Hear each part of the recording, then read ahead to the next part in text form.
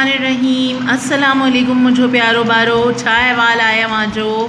उम्मीद आहे त तव्हां वटि सभु ख़ैरियत ऐं सुख सां हूंदो। बारो असियन अवांजो पहिरियों वीडियो मां हमद ऐं पाण सगुरनि जी बुलंदख्वानी कंदो आहे ऐं मश्क मुकम्मल कंदो आहे। मूंखे उम्मीद आहे त तव्हांखे ही मश्क चङी तरह समझ में ईंदो आहे। बारो हिन वीडियो मां असांजो ग्रामर पोर्शन की कवर कंदो आहे ऐं असांजी ग्रामर पोर्शन मां मज़मून, दरख्वास्त ऐं तारीफ़ून आहिनि। मज़मून असांजो प्यारो नबी सल्लल्लाहु अलैहि वसल्लम, दरख्वास्त 3 ॾींहंनि जी मोकल लाइ ऐं तारीफ़ून इस्म ऐं ज़मीर। आओ तव्हांखे मुंहिंजी तरफ़ां कुछ तारीफ़ून कराइंदो। अपने ग्रामर पोर्शन की तरफ आते हैं जी। तो हमारा मज़मून हम पढ़ना शुरू करते हैं। असांजो प्यारो नबी सल्लल्लाहु अलैहि वसल्लम, रसूल पाक सल्लल्लाहु अलैहि वसल्लम की शख्सियत से कौन वाकिफ़ नहीं है। लिहाजा मैं आपको जितना भी पढ़ा रही हूँ उसके अलावा भी अगर आपको कोई और लाइन जो आप सल्लल्लाहु अलैहि वसल्लम से रिलेटेड हो, आपको बहुत पसंद हो, आप चाहते हो कि हम इसे ऐड कर दें, तो आप बिला झिझक उसे ऐड कर सकते हैं। ठीक है, शुरू करते हैं। असांजो प्यारो ऐं आखिरी नबी हज़रत मोहम्मद मुस्तफ़ा सल्लल्लाहु अलैहि वसल्लम, हमारे प्यारे और आखिरी नबी हज़रत मोहम्मद मुस्तफ़ा सल्लल्लाहु अलैहि वसल्लम मक्के शरीफ में पैदा थियो। मक्के शरीफ में पैदा हुए। संदस वालिद जो नालो हज़रत अब्दुल्ला, आपके वालिद का नाम हज़रत अब्दुल्ला और वालदा जो नालो बीबी आमना हो और वालदा का नाम बीबी आमना है। संदस ताल्लुक़ कुरैश जी आला ख़ानदान सान हो, आपका ताल्लुक़ कुरैश के आला ख़ानदान से है। पाण नंदपिण का ही तमाम खुश अखलाक नेक सुलझड़ा हुंदा हया। आप बचपन से ही बहुत खुश अखलाक नेक और सुलझे हुए थे। जिन्हन हुज़ूर सल्लल्लाहु अलैहि वसल्लम जिनकी उम्र मुबारक 40 साल थी। जब आप सल्लल्लाहु अलैहि वसल्लम की उम्र मुबारक 40 साल हुई तो अल्लाह ताला तरफ़ां केस नबी बणायो वियो, तो आपको अल्लाह ताला की तरफ से नबी बना दिया गया। ऐं पोए माठण की नेक रस्ते दिखारण लाए, और इसके बाद आप लोगों को नेक रास्ता दिखाने के लिए इस्लाम की तबलीग शुरू करी ॾिनऊं। इस्लाम की तबलीग शुरू की। कुरैश जेकी बुतन जी पूजा कंदा हया, कुरैश जो कि बुतों की पूजा करते थे, हुज़ूर सल्लल्लाहु अलैहि वसल्लम जिन जा दुश्मन थी पिया, हुज़ूर सल्लल्लाहु अलैहि वसल्लम के दुश्मन हो गए। कियन ॾाढियूं तकलीफ़ पहुँचाइण लगा और आपको शदीद तकालीफ़ पहुँचाने लगे। हुज़ूर सल्लल्लाहु अलैहि वसल्लम इन्हीं करी हज़रत अबू बकर सिद्दीक़, हुज़ूर सल्लल्लाहु अलैहि वसल्लम इसी वजह से हज़रत अबू बकर सिद्दीक़ के साथ गॾ मदीने हिजरत करी विया, के साथ मदीने हिजरत कर ली। आप सल्लल्लाहु अलैहि वसल्लम ने किस वजह से मदीने हिजरत की थी? क्योंकि कुरैश के जो लोग थे वो आप सल्लल्लाहु अलैहि वसल्लम को तकलीफ़ें पहुंचाने लगे थे, क्योंकि आप सल्लल्लाहु अलैहि वसल्लम इस्लाम की तबलीग करते थे, उनको बुतों की पूजा करने से रोकते थे। आखिरकार 63 सालन जी अरसे में, आखिरकार 63 साल के अरसे में हुज़ूर सल्लल्लाहु अलैहि वसल्लम जी तालीम, आप सल्लल्लाहु अलैहि वसल्लम की तालीम कंद कड़च में पकड़जी वही, दुनिया के कोने कोने में फैल गई ऐं लखन जी तादाद में माण्हू मुसलमान थियण लगा और लाखों की तादाद में लोग मुसलमान होने लगे। इन्हीं अरसे में अल्लाह तरफ़ां वही नाजिल थींदी रही। इसी अरसे में अल्लाह की तरफ से वही नाजिल होती रही, जिनकी असहाबी सगोरा लिखंदा विया, जिसको असहाबी लिखते रहे ऐं इनकी किताबी शक्ल देनी वई और इसको किताबी शक्ल दे दी गई। जिन्हन जो नालो कुरान शरीफ आहे, जिसका नाम आज कुरान शरीफ है, जिन्हन में दीन ऐं दुनिया जूं तमाम ॻाल्हियूं मौजूद आहिनि, जिसमें दीन और दुनिया की तमाम बातें मौजूद हैं। असां के रसूल सल्लल्लाहु अलैहि वसल्लम जे नक्शे क़दम थी हमें रसूल पाक सल्लल्लाहु अलैहि वसल्लम के नक्शे कदम पर हिली पंजी दुनिया ही आखिरत संवार उठी। चलकर अपनी दुनिया और आखिरत संवारनी चाहिए। बेटे आप लोगों को इस मज़मून के अंदर जो भी कोई एडिशन करना हो मेरी तरफ से आपको इजाज़त है, आप एडिशन कर सकते हैं, लेकिन काइंडली उस एडिशन को करने से पहले एक बार मुझसे कंसर्न कीजिएगा कि मिस ये लाइन हमने लिखी है, इसको हम इस मज़मून में ऐड कर सकते हैं। तो मुझे अच्छा लगेगा कि आप अपनी तरफ से अपने पास से कोई लाइन लिखेंगे। आ जाते हैं अपने नेक्स्ट काम की तरफ। अच्छा जी, स्कूल जी हेड मास्टर साहब या हेड मिस्ट्रेस साहिबा की हिक डिनन जी मौकल लाए दरख्वास्त। देखो आप इस हिक डिनन को 3 डिनन कर देंगे, ठीक है। दरख्वास्त की शुरुआत कैसे करेंगे? दरख्वास्त की शुरुआत हम इस तरह से करेंगे कि ये पेज है आपकी कॉपी का, इसको आपने फोल्ड करके हाफ फोल्ड करके बीच में एक लाइन ड्रॉ हो जाएगी और फिर आपने इसका पैटर्न बीच से लिखना स्टार्ट करना है, ठीक है। यहाँ से आप पैटर्न लिखना स्टार्ट करेंगे, ठीक है जी। आपकी आसानी के लिए मैंने कर भी दिया है यहाँ 3 दिनन जी मौकल है दरख्वास्त। लिखो बखिदमत जनाब हेड मास्टर साहब या हेड मिस्ट्रेस साहिबा अलिफ बे जीम स्कूल कराची, ठीक है। जनाब आलिया या जनाब आली, आप दोनों में से कुछ भी लिख सकते हैं। मोदबाना गुजारिश आहे त कल का मुँह की नज़लो ऐं हल्को बुखार थी रहो आहे। मोदबाना गुजारिश है या अदब के साथ गुजारिश है आपसे कि मुझे कल से नज़ला और हल्का बुखार हो रहा है। जिन्हन जी करी अज मां स्कूल हाजिर थी ना सघियो, जिसकी वजह से आज मैं स्कूल हाजिर नहीं हो सकूँगा। डॉक्टर की दिखारियो आहे, मैंने डॉक्टर को दिखाया है इन मुँह की दवा सा गट, इसने मुझे दवा के साथ 3 दिन आराम जो मशवरो दिनो आहे, 3 दिन आराम का मशवरा दिया है। इन लाए गुजारिश आहे ता आज, इसलिए गुजारिश है कि आज बरोज़ अरबाती जुम्मो तायन मुंजी 3 दिनहन जी मोकल कबूल फरमाइंदा, ठीक है। अरबा बुध से जुमे तक, ठीक है। जिस तरह मैंने लिखा हुआ है इसी तरह लिखना है आपने।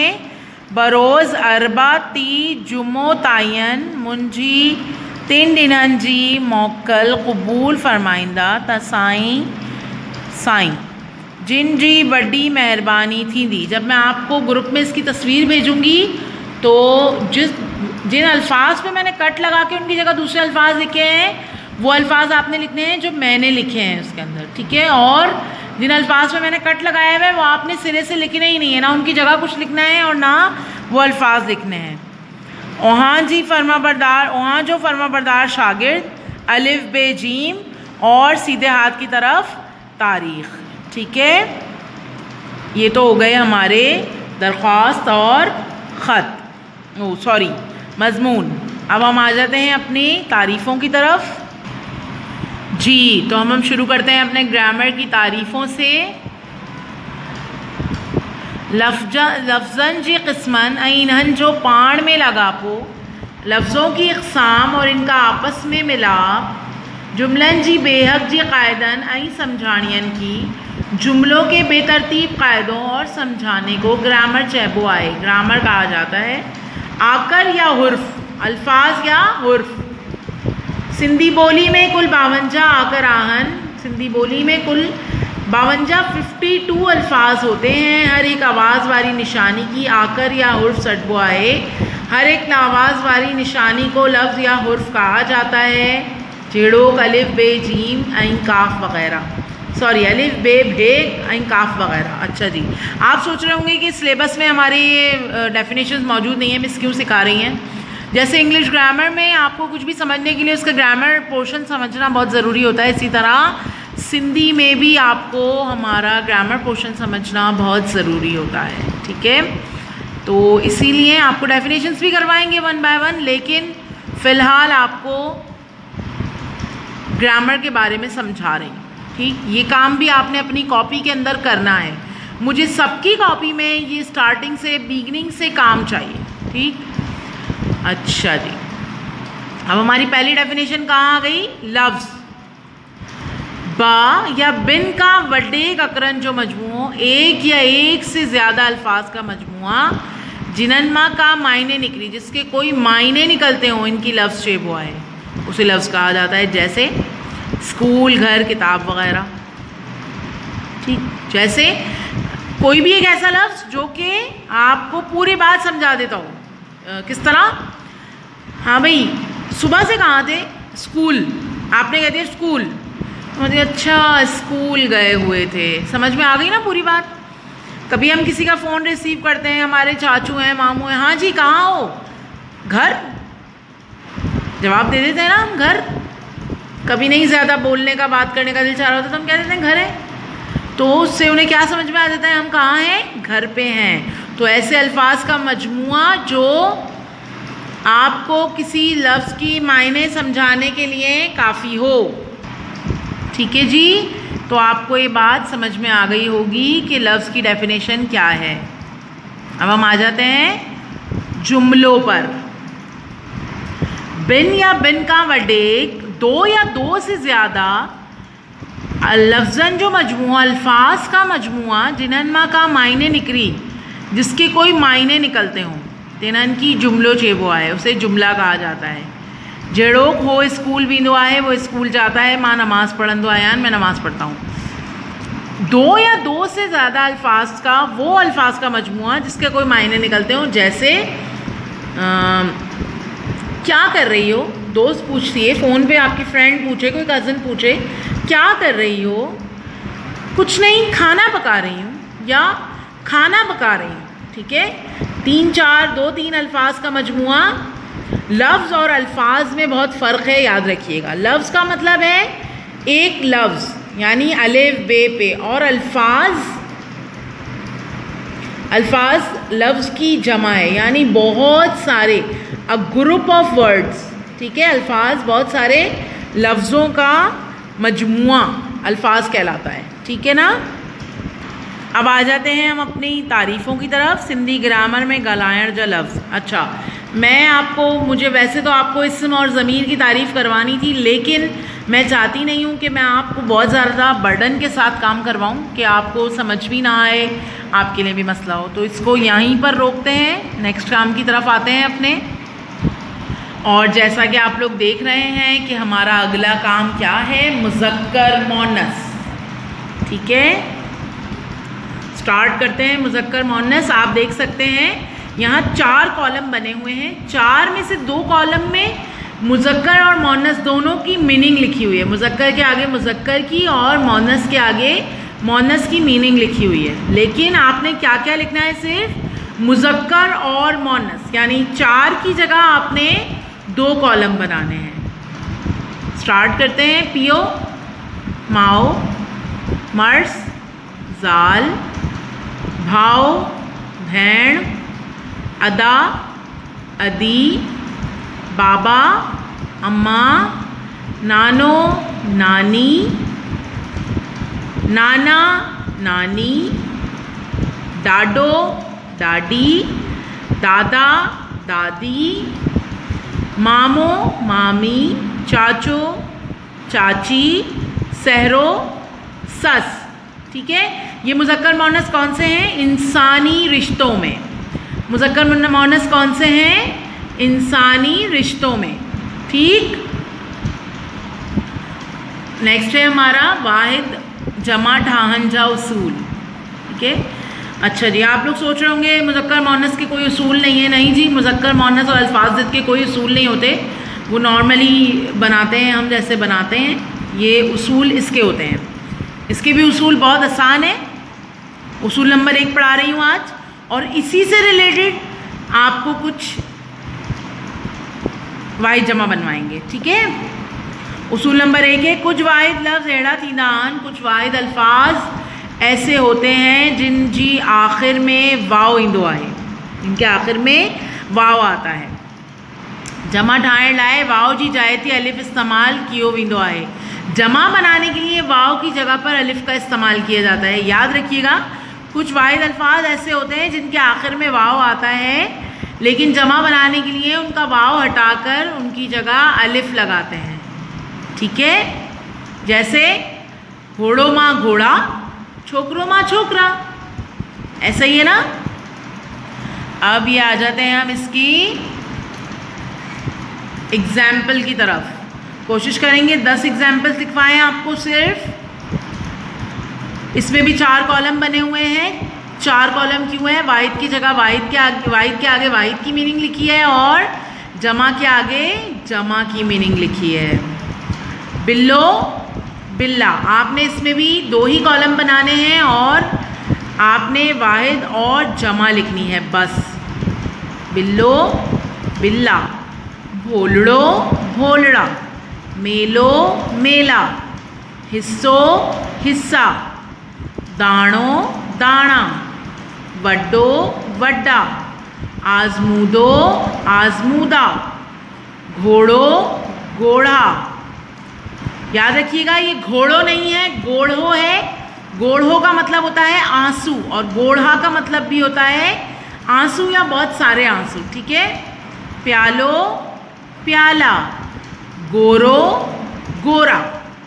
ठीक है, फर्क देख के लिखिएगा। गोढ़ो गोढ़ा, गोरो गोरा, इस पे कोई कहीं नुक्ता नहीं है और इसमें 6 नुक्ते हैं दोनों में। ठीक है, और घोड़ों भी मैं आपको लिखा हुआ दिखा देती हूँ। ये देखिए लिखा हुआ है घोड़ो, घोड़ों में 4 नुक्ते हैं। वाहिद जमा बनाने के हमारे पास 7 उसूल हैं और इंशाल्लाह आपको 7 उसूल करवाएंगे। अभी फ़िलहाल जो ज़रूरी समझती हूँ मैं, फ़िलहाल आपको थोड़ा थोड़ा वही लेके चल रही हूँ।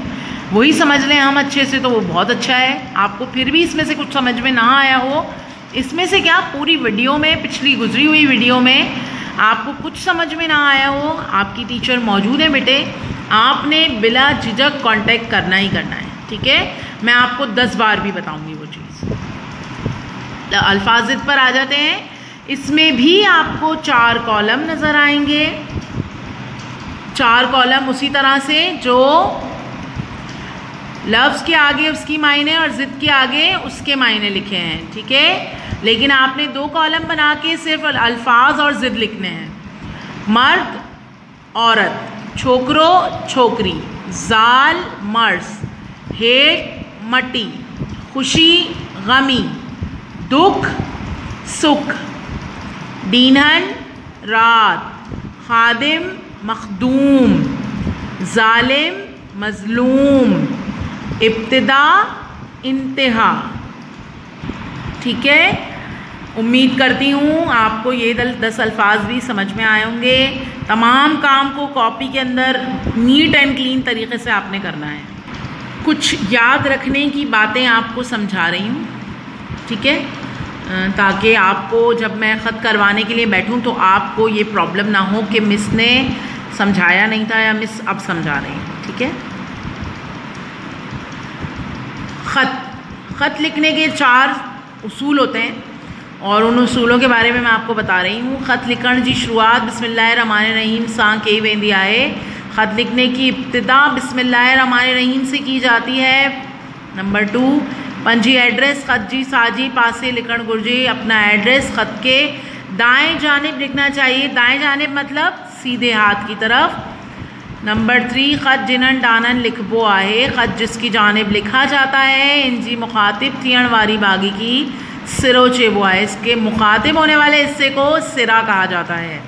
नंबर 4, ख़त जी जिनन बागी में अहवाल डिबो आहे। इनकी इबारत चेबो आहे। ख़त के जिस हिस्से में अहवाल दिया जाता है इसको इबारत कहते हैं। ठीक है, ये बात आपको बारहा बताई गई है कि ख़त की शुरुआत बिस्मिल्लाहिर्रहमानिर्रहीम से की जाती है। उसके बाद ख़त जो हम मेन हेडर से शुरू करते हैं वो हेडर हम सीधे हाथ की तरफ से स्टार्ट करते हैं। इम्तिहानी कमरों और ये सब। ठीक, ये मैं आपको सिर्फ समझाने के लिए पढ़ा रही हूँ। ये आपने अपनी कॉपी में काम नहीं करना है जब तक मैं आपको प्रॉपर तरीके से काम करने के लिए नहीं कह देती। ठीक है, हम क्या करते हैं, ख़त की जो लिखने की हेडर बनाने की शुरुआत करते हैं बिस्मिल्लाहिर्रहमानिर्रहीम के बाद वो सीधे हाथ की तरफ से करते हैं। और क्या होता है फिर उसके बाद उल्टे हाथ की तरफ आ जाते हैं। शाल को सजो प्यारा बाबा साईं या प्यारा दोस्त, मुझो प्यारो दोस्त, ठीक। या तो शाल को सजो पहले लिख देंगे या शाल को सजो नीचे भी लिख सकते हैं, उससे कोई फ़र्क नहीं पड़ता। उसके बाद राइट हैंड की तरफ एक लाइन छोड़ के लिखते हैं अस्सलाम वालेकुम। उम्मीद आए त तव्हां वटि सभु ख़ैरियत ऐं सुख सां हूंदो। अल्लाह जी फज़लो करम सां हिते सभु ख़ैर आहे। उम्मीद आहे त तव्हां वटि सभु ख़ैर ऐं सुख सां हूंदो, ठीक है। ये वो बेसिक चीज़ है जो ख़त के तमाम खतूत में लिखी जाती है, यानी तमाम खतूत के अंदर आप ये सब चीज़ें लिखते हैं जो अभी तक मैंने आपको बताई हैं, ठीक। उम्मीद करती हूँ आज की वीडियो में तमाम करवाया हुआ काम आपको बहुत अच्छे से समझ में आया होगा, और अगर कुछ समझ में नहीं आया तो आप बिला झिझक बेटा मुझसे पूछिए, मैं आपको ज़रूर बताऊँगी, ठीक है। इंशाल्लाह नेक्स्ट वीडियो में मुलाकात होगी। तब तक के लिए अपना ख्याल रखिएगा। स्टे होम, स्टे सेफ, फ़ी अमान अल्लाह।